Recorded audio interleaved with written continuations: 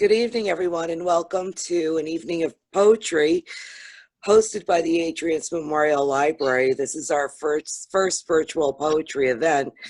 So if you could just bear with me. I'm Deborah Schoen, and I help coordinate the event. And tonight we have Theresa Senato Edwards, and she has published 2 full-length poetry books, one with painter Laurie Schreiner, which won the also here. What? Who's also yeah, here. and Laurie Schreiner is actually with us, and they won the to send a literary award for best book and 2 chapbooks. Her first chapbook, Theresa's, was The Music of Hands, and it was published in a revised second print edition by Seven Circle Press. Poems from her newest manuscript, Fragments of Wing Bones, can be found in Stirring, Gargoyle, The Nervous Breakdown, which I'm sure we've all been having, Thrush, Diode, Dialogist, Swim, Harbor Review, Verse Daily, The Shore Poetry, Pank, and other fine journals. Edwards was nominated twice for a Pushcart Prize, once recently for a Best of the Net, received creative writing residencies from Drop Forge and Tool in Craigiton. Yeah, and she is a poetry editor for the American Poetry Journal and was a poetry mentor for the summer 2020 Counterclock Arts Collective. So thank you so much, Theresa, for agreeing to be our featured poet this evening. And we're just honored that you're going to share your work with us this evening. Thank you, Deb, very much. And Yvonne is in the background there. And thank you so much for doing this on Zoom. I really appreciate that, especially with who knows if we're going to get a second wave or whatever. So hello, everyone. I'm just trying to see. I see Susan. I see my sister. I see, well, there's some people who are there, but are not showing their face, which I understand. But if you get brave to where you want to, I would love to see you. So anyway, because I think I see two. Hi, Lucas. I see, and Clara. Oh gosh. Okay. Yay. All right. They were. I worked with them a little bit over the summer, and they were wonderful fellows. Okay. All right. So I'm going to begin, and I'm going to start the evening reading 2 poems from my very first book. And it's been a while since this came out. It's called Voices Through Skin. And the 2 poems that I picked, can everyone hear me? Okay. The 2 poems that I picked, I actually picked in honor and in memory of my sister, Valerie, who recently passed away in August. These were her favorite poems in this book, especially the first one I'm going to read. And the second one I'm going to read is a long narrative poem, but it's the longest poem of the night. So the others will go kind of quickly. I'm also going to be sharing my screen a lot too. That's why you see it already. So see how it goes. Anyway, okay, so again, this was definitely my sister Valerie's favorite poem. She was a social worker. It's called Lady. My friend's mother gropes a metal grocery cart, yells at sidewalks, flails her broad arms to the moon. They tell him she talks to waves. He waits for the breaking of her dissonance. My friend loves a girl, but can never have her home for dinner. The quiet of family wrestles in his mother's brain. She rocks at the kitchen table, legs crossed, right foot numb from blunt stamping, until the noise is all she feels. She takes to the streets, salvaging small, coarse garbage, cart-worthy shards of brown glass. The river's skin, she repeats to damp air. His mother twists her face with the wind, steps forward and backward 5 times, stops to suck the rain. Chin up, lips pucker, eyes close, and breathes. My friend loves rain. Cool layers clean his deep river cuts. When the bottom drags him in, the quiet tends. My mouth is so dry. Gosh. Okay. Okay, and this next poem, like I said, it's the longest one, and Valerie liked this one a lot too. It's a story. It's fictional, although it could be real. And what I wanted to do, and I still remember, and it's been a long time since I wrote this, but I wanted to write a narrative poem with 2 female characters that were not named. And I wanted to make it clear enough that they were both female. One character is a dog. The other is a woman. It's called She Didn't Eat Her. 1. The dog smelled like old socks lying on the waxed wooden floor. The woman, dog's best friend, sat in sunlight reading an old book found in the basement. She stood to get another cup of coffee, grabbed her shirt sleeve, ripping it at the seam, sat down in sunlight. The dog moaned, high-pitched, muffled trill, molded into sleep at the foot of the woman's chair, curled up, face into her belly like a cat for hours. The woman slowly changed, shifting inside her body, blood settling beneath skin. Something burned in the kitchen. A shallow singe of coffee grinds had fallen into the pot. Smelling food, the dog woke, stretched, her smooth neck undulating, stood on all 4s, yawned a loud, long, shrill moan, nuzzled against her buddy's arm, nudged. Nothing. The dog remained, nose gently pressed against best friend's arm until the telephone rang. The woman would wake to talk, press her lips against plastic, resonate familiar sounds into the receiver. The dog moved to the front of the woman's chair. Her woman remained. Long brown hair, tints of silver along the edges of her forehead, hazel eyes changed into still black marbles, whitened folds around lashes. The dog sniffed, stole sweet cookies on the side table, left the woman's chair, headed for the back door, left a large puddle. 2. Next morning, the dog woke to telephone ringing, pangs in stomach, parchedness, wedged her light brown nose under friend's hand, licked the woman's fingers, salt, sugar, skin. The dog searched the house. No open toilet. The woman festered like geraniums, marigolds, smelling bitter, fetid. The dog rested her head on the woman's lap, sank into thighs, bones shifting under the woman's jeans, made the dog pull away. Feces at the back door. Telephone rang. Resting her head on the woman's foot, the dog gently bruised toes in thick air, a pungent decay, thick night, hunger. The dog whimpered as she deeply slept. 3. She dreamed.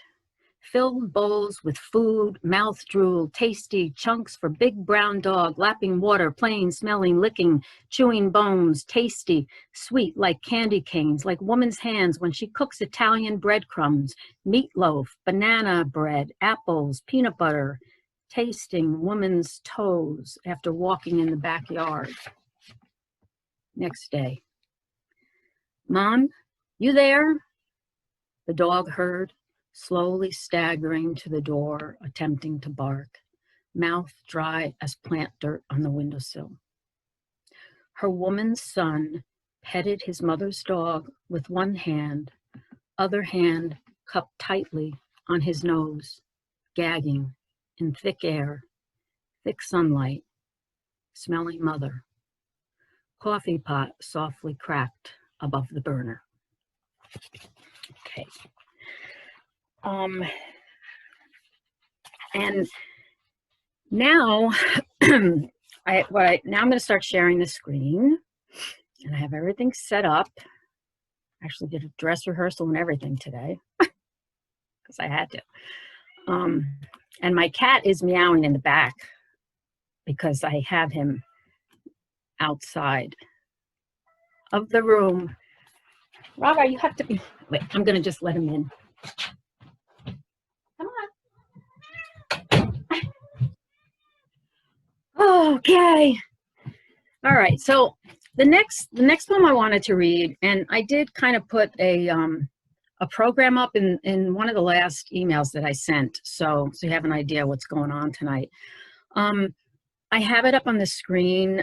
When I started my MFA years ago, I wasn't sure if I was going to keep writing fiction or start writing more poetry. And this poem by Sharon Olds in her book, The Dead and the Living, and it's an older book, made me realize that, it drew me into writing poetry. And I just want to say that this is a poem.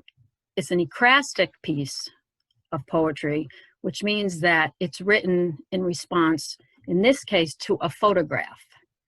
And that's going to lead me to the next set of poems, because they will be all ekphrastic work.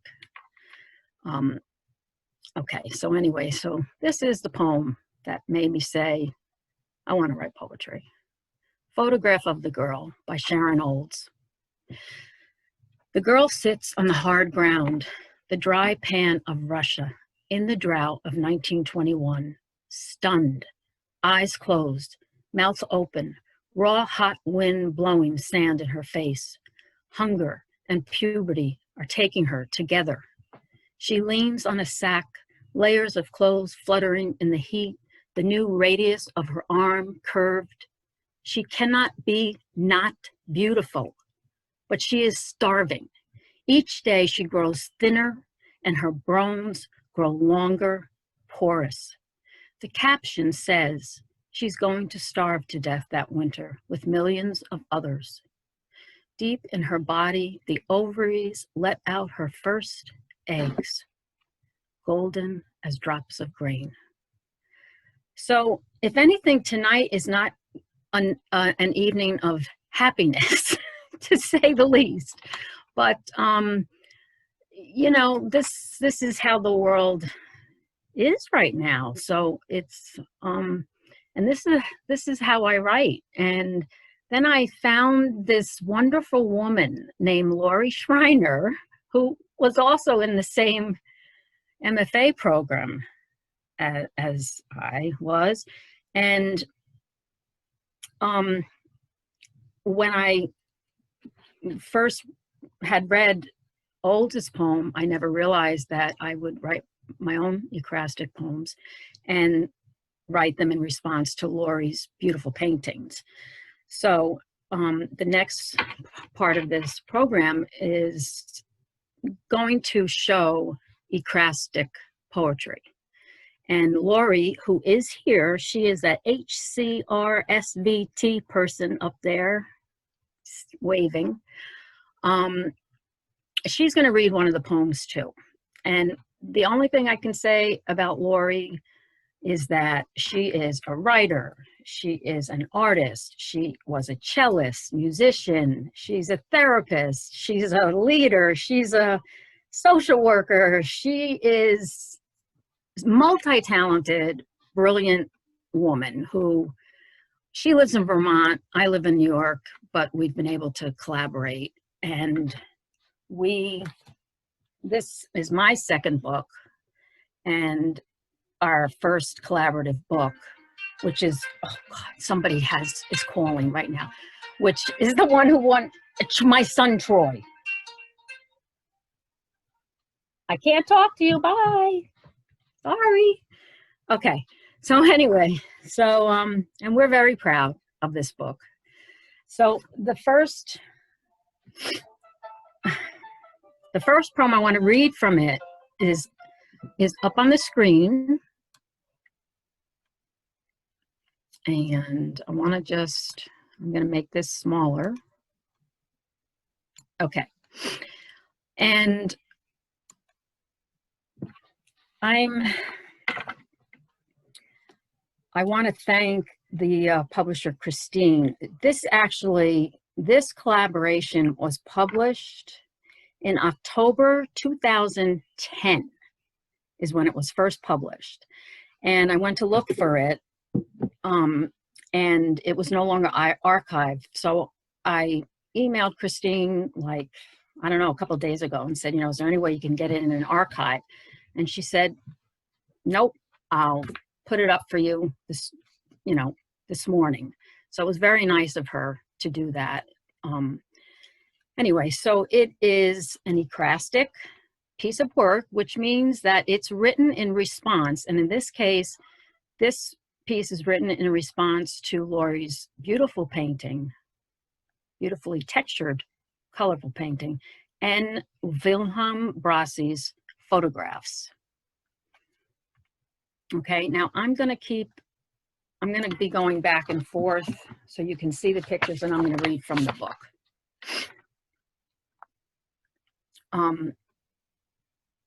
Okay, so it's called Elegy for Her. Hang on a second. How is it we mourn for someone whom we didn't know? To see 3 photos and wish her eyes transform. To think about gender and how it shifts in each camera shot. Her profile, a boy in a dress, hair jagged, chin cut as if there'd been a brawl. Empty fight with men gone very wrong. Her portrait, young girl, eyes bent with sadness, stress around nostrils, anger carved silent like glass. Her look beneath kerchief when asked to shift her head right. Young woman, how is it her features soften against the force of chair when dark cloth swaddles her hope of flowers, river mist, laughter? How is it that 5 numbers are all we have to find only 3 photos? A Z, Zigeuner, German for gypsy, to create a category in which they'll haul her out, bludgeon any smiles she might have saved for someone worth loving. Okay. And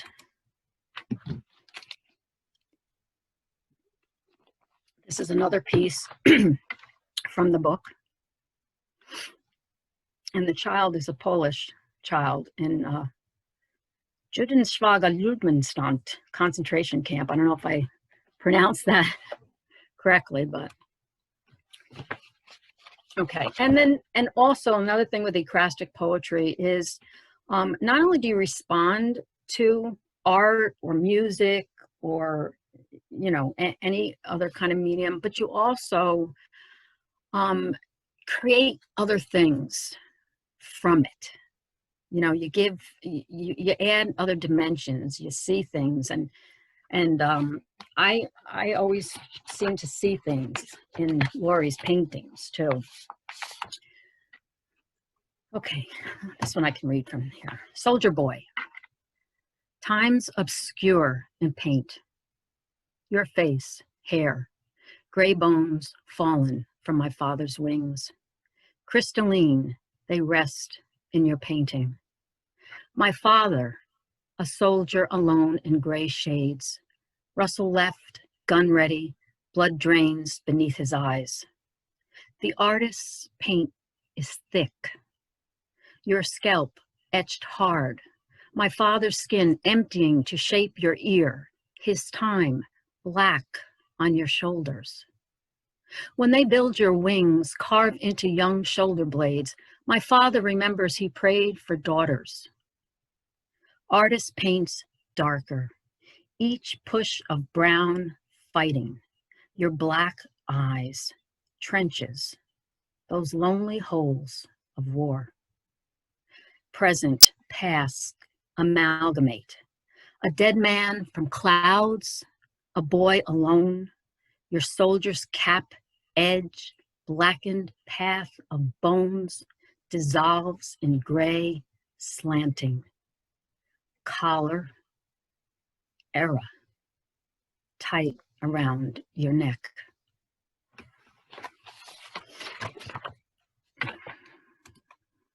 Okay.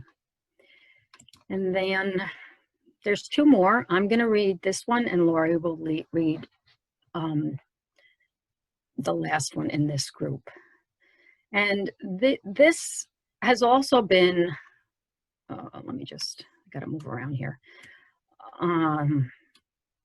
The publisher of Trick House, this has been online for quite many years too. And this poem, I'm so glad that some students showed up. I can't see you now, but I hope you're still there, because I am, going over some poetic forms. And this poem, it's very simple, but it's a contrapuntal poem. I love contrapuntal poems. I mean, I was a student composer 35 years ago, which you're going to hear some of my weird music in next. Anyway, and it's very simple. Contrapuntal poem, basically, you can have one or more poems within a poem. You can read it this way, you can read it that way. And that's basically what it is. And every time you read it, it might have a little different meaning. Okay. So this one is Because of Paint. And this one I wrote just in response to Lori's painting. And Lori, maybe do you remember Ursula? If you want to say something about Ursula. Hi, Sue. Hi, Sue. Sue just. Do you remember Ursula? I mean, I remember. Of course. I mean, do I remember the story? I'm not sure I do. I haven't looked at this book in a while. I mean, I remember the experience of looking at her face and painting. Well, and also that she was Ursula S. She was the daughter of Johannes S., an African man, and Anna S., a white German woman. Oh, yes, I remember this now. Yes, and what we tried to do in this book was to really share the young victims of the Holocaust who were from all races, all ethnicities. Anyway, okay, so I'm going to read it 3 different ways because it's a contrapuntal poem. Because of Paint. I am clay, molded, bruised beneath my hair, like a fig tossed around a mouth. My face, a stagnant pond, yellow-green with algae, a blue hole, tiny like a star I slip into. Because of paint, I am molded, a stagnant pond, tiny like a star. Because of paint, clay, bruised beneath my hair like a fig tossed around a mouth.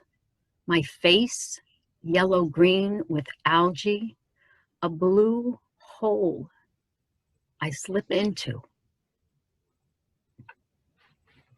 So you get to see it 3 different ways.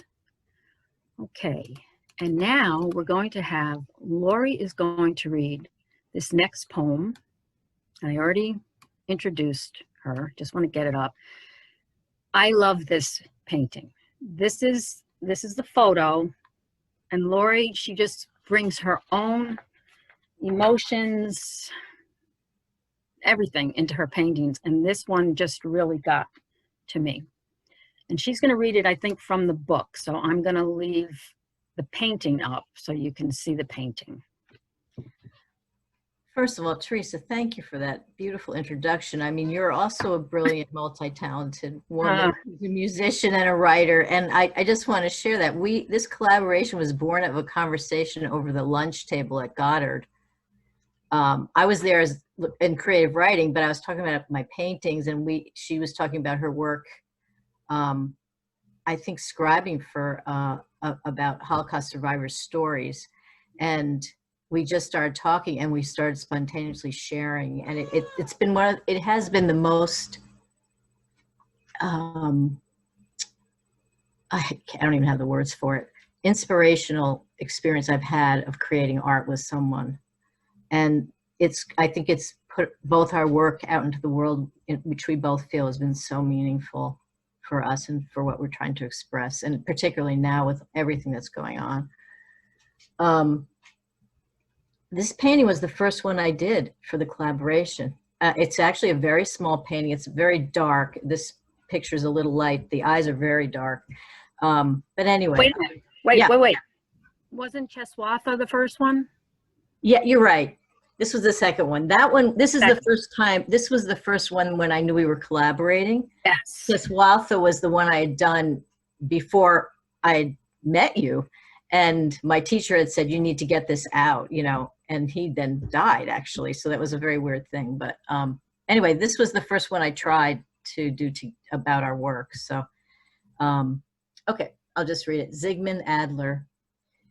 In a gray snapshot, you're a child in snow, dark, muted moons for eyes, lungs clean before turning to the black dirt owned by Auschwitz. In a color portrait, blue synthetic sky hugs your frozen face. Your black eyes drag us into oblivion. Pupils, incessant whirlpools to a dank, vile place. You're too young to know whose hand you clutch in dreams.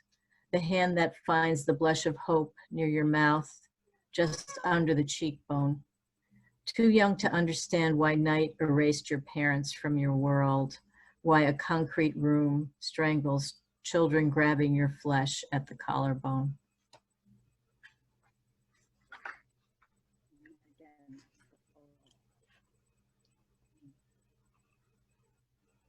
Okay, so now I'd like to go on. This next part, I'm gonna kind of do just a little sound check.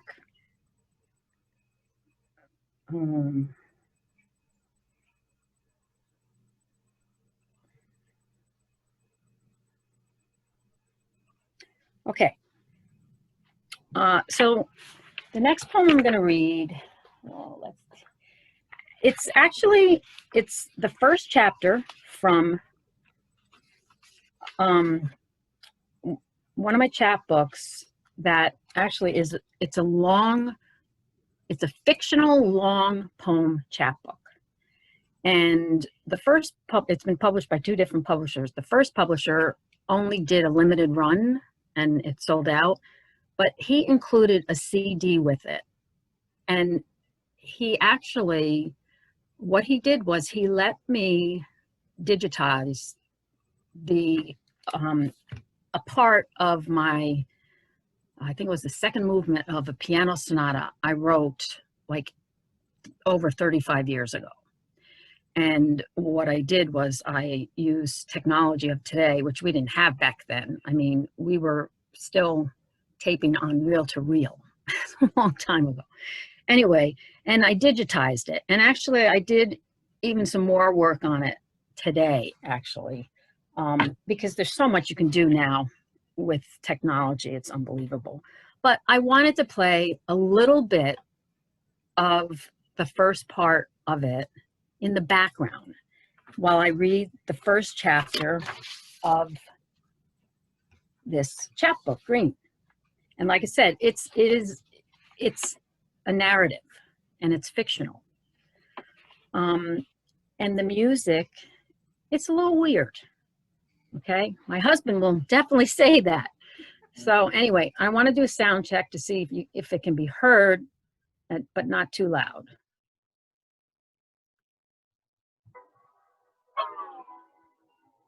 Can you hear that? No, let me put it louder. I just don't want it too loud. Let's try again.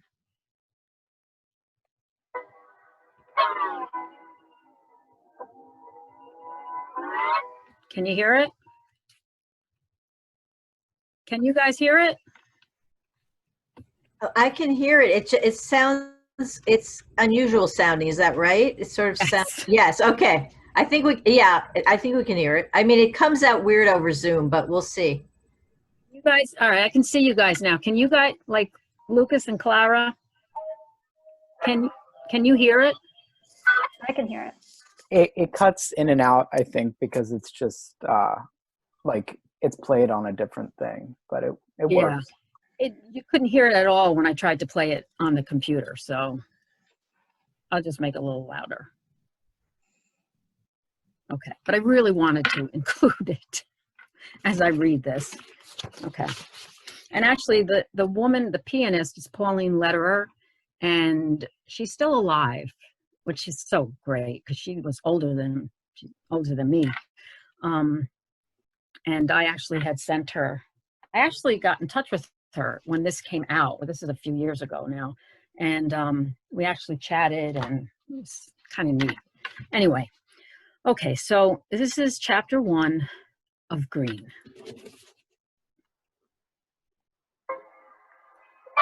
Green. He never knew his grandfather, never saw the gray of his skin, but his grandmother, Mary Miglio, MM for short. He knew her walk, her voice, the smell of her home, a mix of dying lilacs left in water too long. He found honeysuckle under her bed pillows. 5 years of garden magazines lined her front bedroom. Green bats on windowsills. The slope of the valley in each particle of glass. He reflected. Smell of rose when MM pruned each stem. Blue-green garden gloves. Blood spots seeping through the indexes. Mist creeped along the edge of his memory. MM lived her whole life in the house, greens and blues. But something green attached to his arm, sucked his skin raw before he pulled it off, flicked it into the thick smell of dead flowers. Green. Pond near evergreens. Grandmother's shadow. What happens to some joined to loss. The turning not many see. He put pressure on his wound.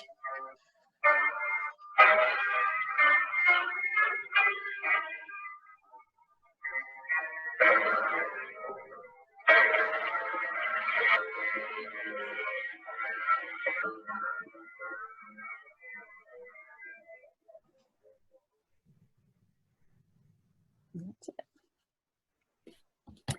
Okay, I'm so glad I was able to do that. I hope you were able to hear it. She performed the sonata, Pauline, years and years ago, and the whole 3 movements. And she's such a phenomenal pianist, and it was weird to bring it back in a whole different, because I did a remix of it. And anyway, okay. Now I'm going to read 2 more poems, and then 1 poem that is a new poem, an ecrastic poem that Lori and we just started collaborating again after a lot of years. And then I'm going to end with a poem written by Tarfia Faizullah. Okay, so the next poem, you can bring it up. Oh, what happened? Okay, so this was published over at Pink, and this also, there's a reference in it to my sister, and it is my sister Valerie. So my sister Carolyn is here. Hi Hi, Sissy. Yeah, so it's been rough. It's really been rough. But anyway, so I wanted to include this one as well. It's called White Herons. My dead mother's escape would be easy from the marble draw, because my mind is wings, pulling her along the river. Rush into my day, white herons on black ice forage without neglect, bordered by river, eating before their hunger. Grief is fluid, my sister said. I didn't search for its motion. It bottled and spilled me into thirst, sewed me to trees taught with life and loss. What can I say when fallen apples bruise? Death, skin first. Blunt force can do this. Or toughen my mother's pregnant girl, fatty film to carry a life. Murky river behind yellow eyes, bruise growing up an arm, then a foreshadow, now withdrawal from one drug to receive the next, trying to talk without stutter, herons turning to flight winter's pull. Their instinct tempts a banshee deep inside me. And this is included in my newest manuscript, Fragments of Wing Bones, which still has not found a publisher. This has been the most difficult manuscript to place. So fingers crossed that it gets placed soon. Very difficult, but anyway, we keep moving on. Okay, and the manuscript, it does, it has, the end of the book, it says it's to my sons, Richard and Troy. This is what's left. That's how I end the book. Actually, I had it in the beginning, but then a poet who had looked at it said, I don't know if you should put that in the beginning, or I don't think you should maybe not include that. And I'm like, I'm going to include it. I'll put it at the end. So. Okay, apple trees at Peach Hill Park. The epitaph. We don't see things as they are. We see them as we are. Anais Nin. It's said horizontal tree trunks grow like branches. The only course for them to follow the ground. Silent, right-angled roots lodged in weeds force a crippling. Like heavy arthritic fingers of gods. My life, too, edges along a splayed landscape. My sons, standing branches rooted in my sloping growth and decay. When the fruit ripens, apples scrape against their own branches, air tight around them, an aching movement a tree endures like a worried mother. There's difficulty in growing. Still, the earth accepts the seeds no matter the future. The way a hill tilled for one fruit grows another. I tell my sons life is adaptation, an angled trunk near ground, which never falls but feels the failings. They form their own way. Okay. Two more. This next poem is a brand new collaboration. Lori and I have started again to collaborate. I'm still trying to get into the groove of it. And a lot of her paintings are just, they've been beautiful, and the new ones are just as beautiful. This one is actually a family photo of hers. Other photos we're doing are of Syrian refugee, well, collaborations. And let's see if I can get Lori back, because maybe Lori could talk a little bit about the painting she's been doing. I've written, I think, 3 poems now. Each one is in I'm trying to use a different poetic form for each one. So, but Lori, if you want to just say something, just, just quickly about all these new paintings you've been doing. Thanks, Teresa. Yeah, I've been painting. Well, in the last few years, I've done a lot of political work. My paintings have become political, which they've been for a while. But I've done a whole series on the Syrian refugees and the Holocaust, just different kinds of paintings about that.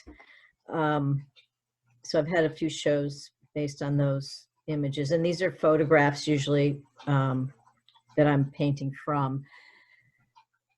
Most recently, I've been painting, as we're in COVID, I'm painting about COVID, images of Black Lives Matter rallies, George Floyd, people wearing masks, just the images that are flooding my head during this time. And it's been incredibly helpful dealing with the grief of this time and the difficulty. I've noticed my paintings are much darker than they were in hue. They're shading. This latest series is pretty dark, which has been interesting to see. But this painting is actually from a family photograph. It was about it was an oval-shaped Xerox of an old photograph that was about 2 inches in diameter, very small. Oh, I think it was the last picture taken of my grandmother, my mother, who's the little girl standing in front, and my uncle, who was the baby she's holding, in Germany before they fled Nazi Germany in the early 30s, early to mid 30s. The family were politicians, and they were fighting the Nazis, and they had to flee or they would be killed, which some of them were, but not this family got out.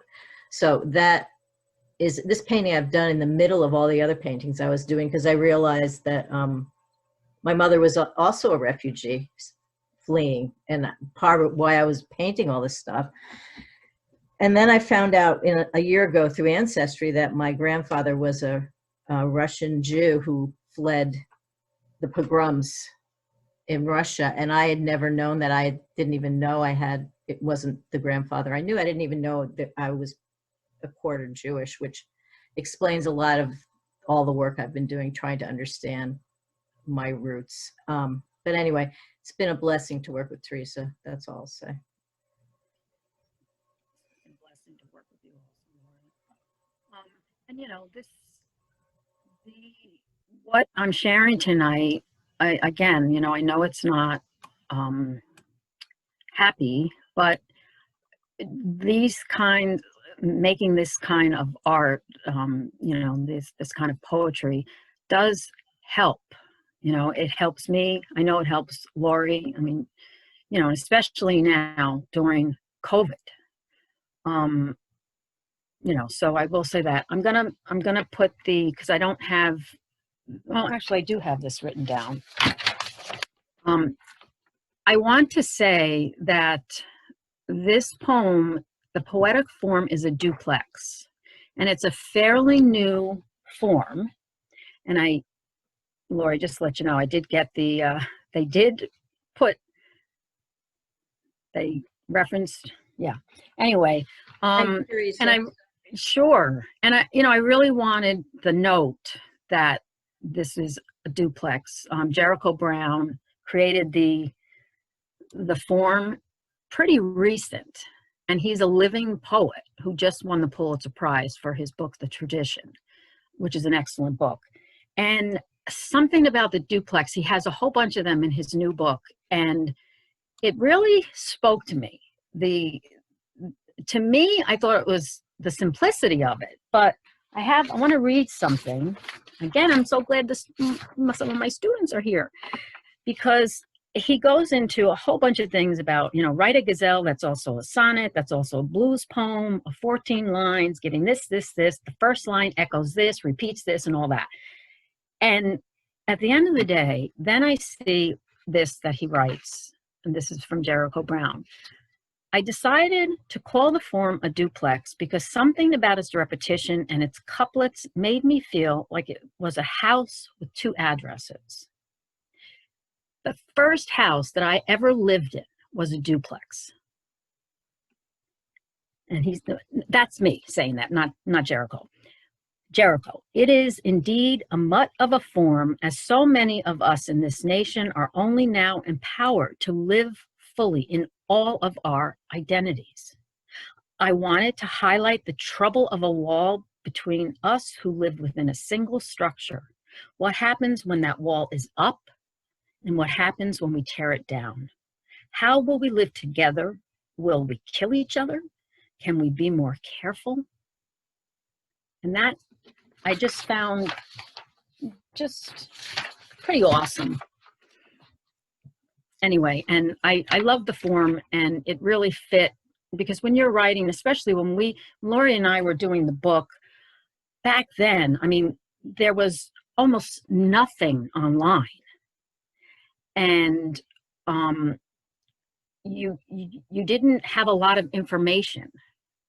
And when you have something like that where you don't have a lot of information, but you want to create the information, repetition and form helps so much. Okay, so this is called Before Escape, and it's in response to Lori Schreiner's painting below, entitled My 4-Year-Old Mother with Her Family in Their Garden Just Before Fleeing Nazi Germany. And I chose Jericho Brown's duplex form in which to write this poem. Before Escape.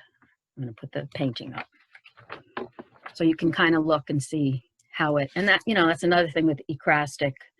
You really, you respond and you delve and you go beyond.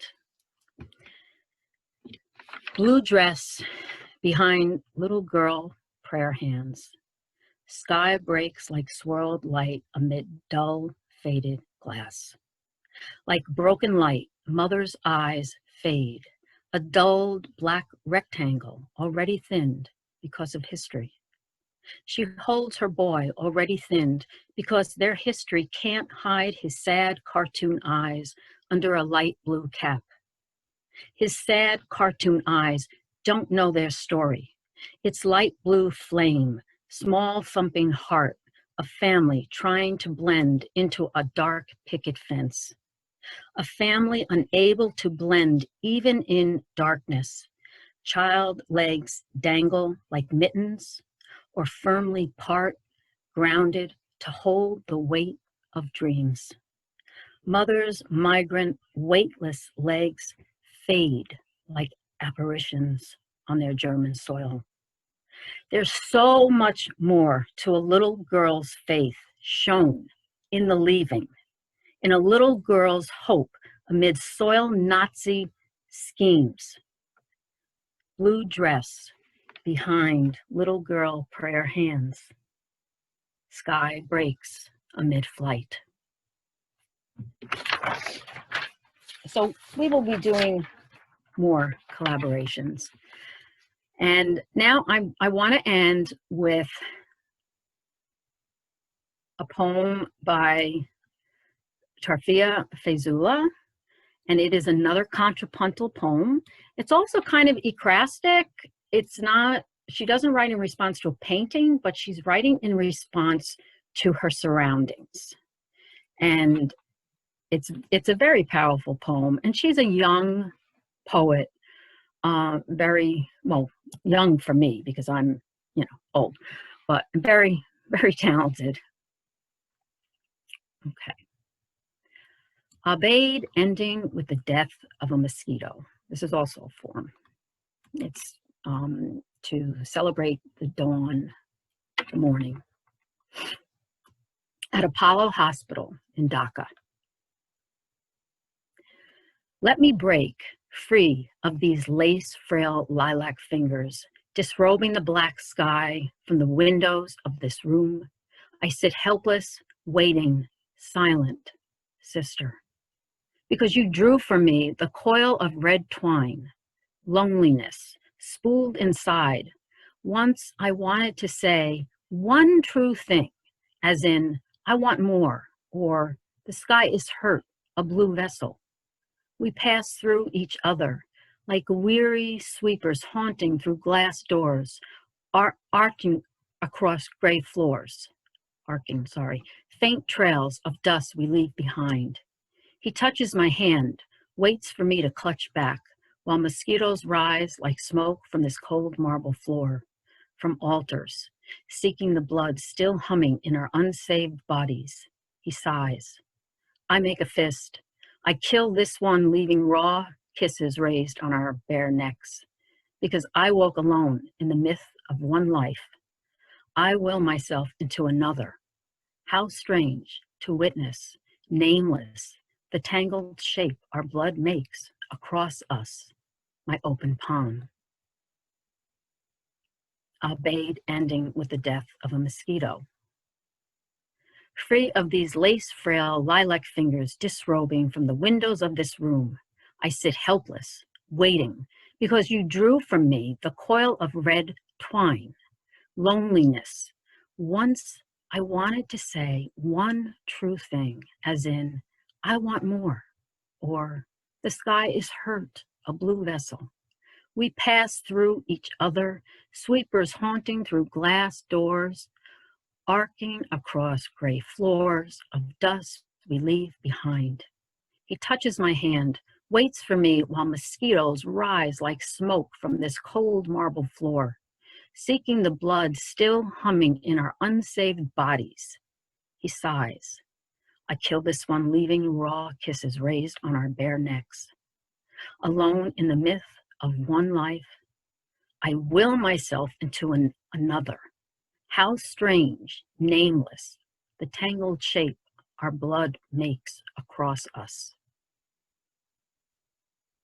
Let me break the black sky, silent sister, spooled inside in this life like weary, faint trails to clutch back from altars. I make a fist because I woke to witness my open palm. And that's it. So I hope, okay, I can stop sharing now. So maybe I can see people. So I hope that that you enjoyed the reading, and now I'm starting to say oh, there's somebody's got a hand raised. I was going to say now we can have any questions. There's some stuff in the chat. I also wanted to put a link to any of my books in the chat, so let me just do that quickly. And it's more to help the presses. The only one that's not oh, wait, did that work? Yeah. The only one that you can't get through the small press itself is Lori and I, our book. Because I'm not sure if that press is still functioning, but you can get that book on Amazon. Okay, so let me just look in the chat. We can hear you. Okay, links if you like. Okay, laptop display. Okay, so everything is finished. Does anyone have any questions at all?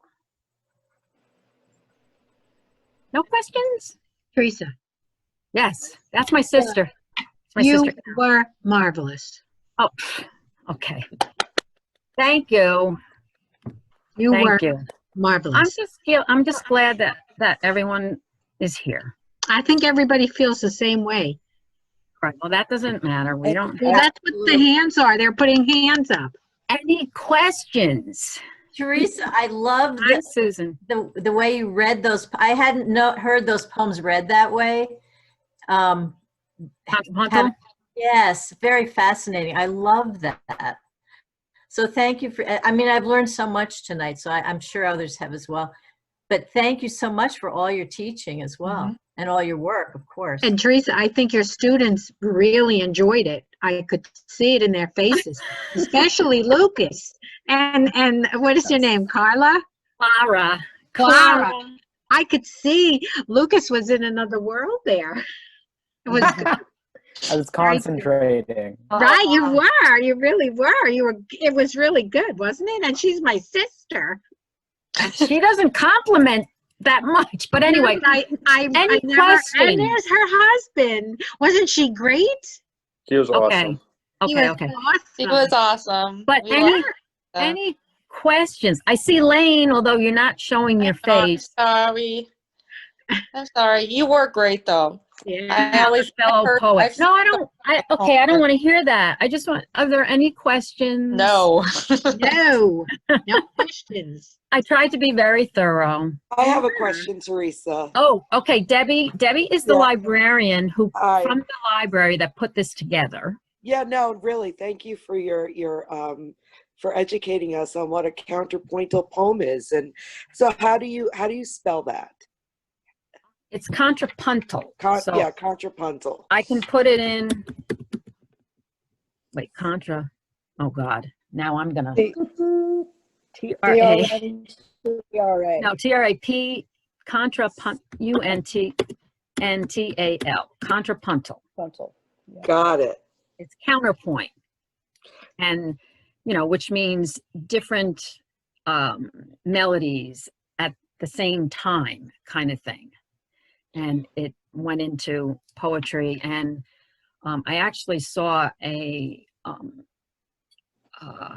I sat in on a reading that Tyamba Jess did, and he uses a lot of contrapuntal poems in his book, Olio, that actually won the Pulitzer years ago. There's a lot of history in that one too. It's very different than Jericho Brown's, but it was so neat to hear Tyamba Jess, because he's this cool Black man who is very into jazz. And I mean, I have jazz background as well as classical when I was a composer.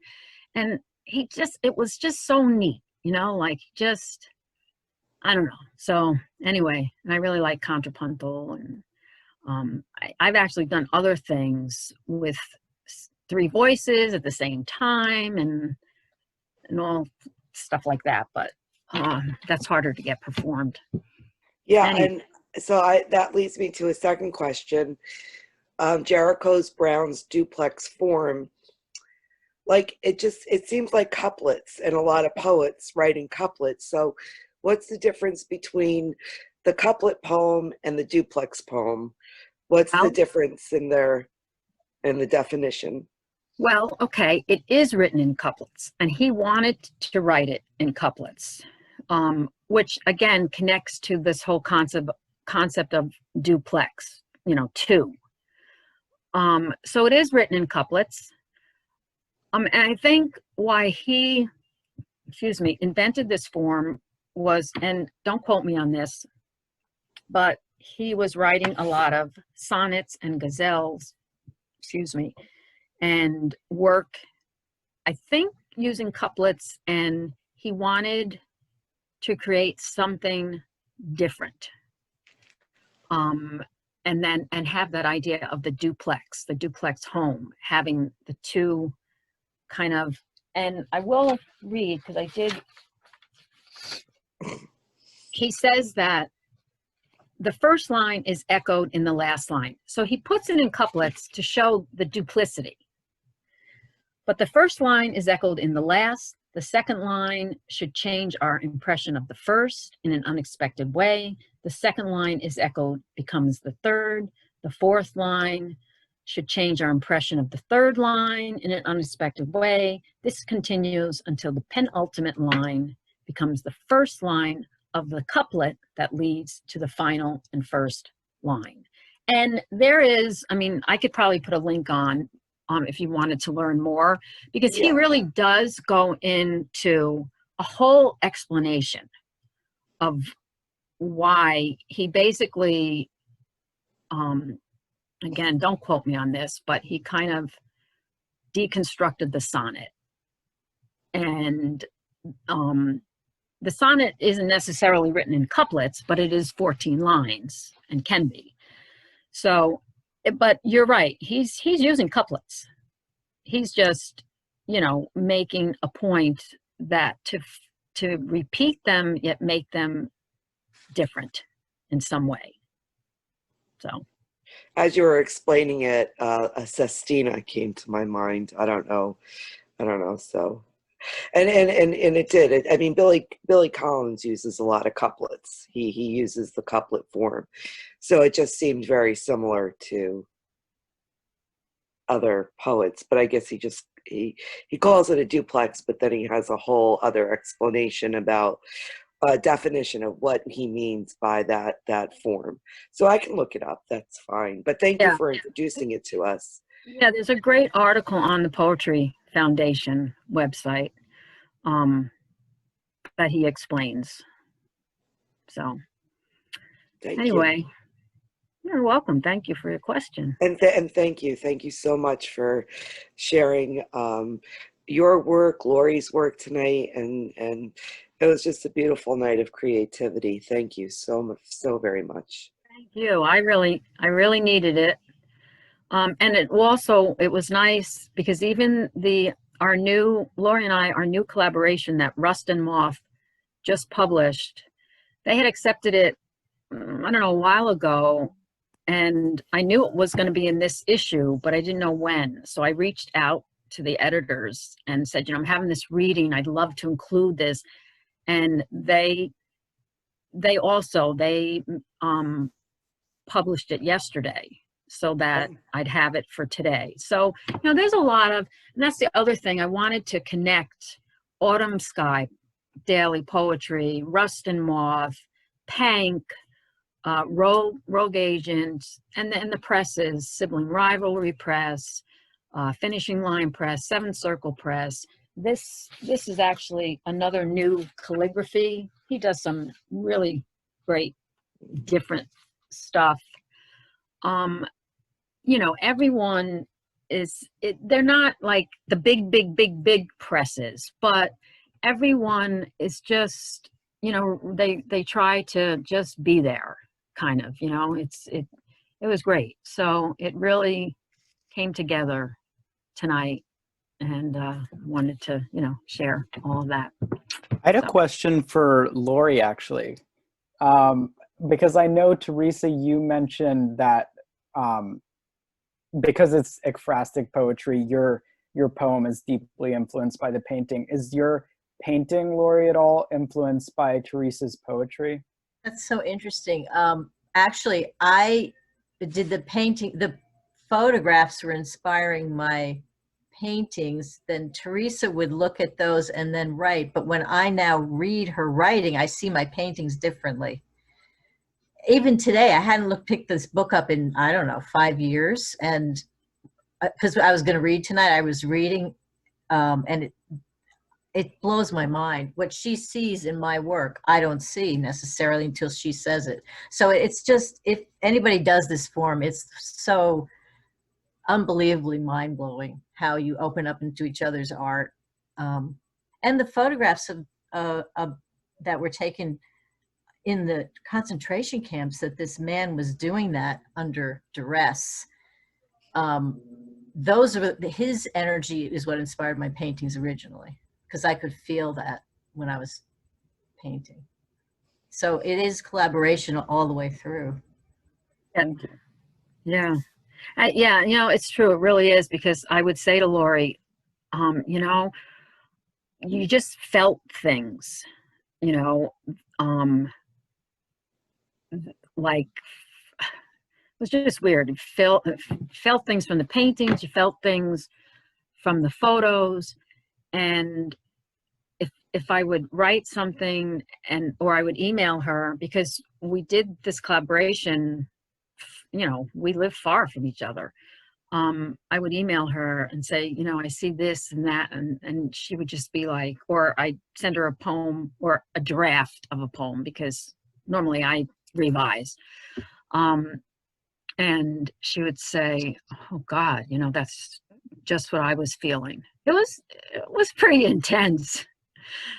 It's So very she- intense. And we went through, I don't know, several, it seems like hundreds of photos, Teresa, from the museum. did a lot, and we got Yeah, and special permission. that was a powerful experience also. Yeah, it was. Yeah. And we got permission, and the book is in the Holocaust Museum. Good. And you know, the other thing is that we've had people all over who have reached out to us, not so much now, but when the book was first out, that Cheswapa, because it's called Painting Cheswapa Kibwaka. I don't know where, here it is. And that's the first painting that Lori did. And actually one of her relatives emailed me, John Kibwaka. He must have passed because we kept in contact for a while, but now I haven't heard from him in years. But he said, you know, I was related to her. Thank you so much. When we first started this, I think there was one thing on Wikipedia. One thing.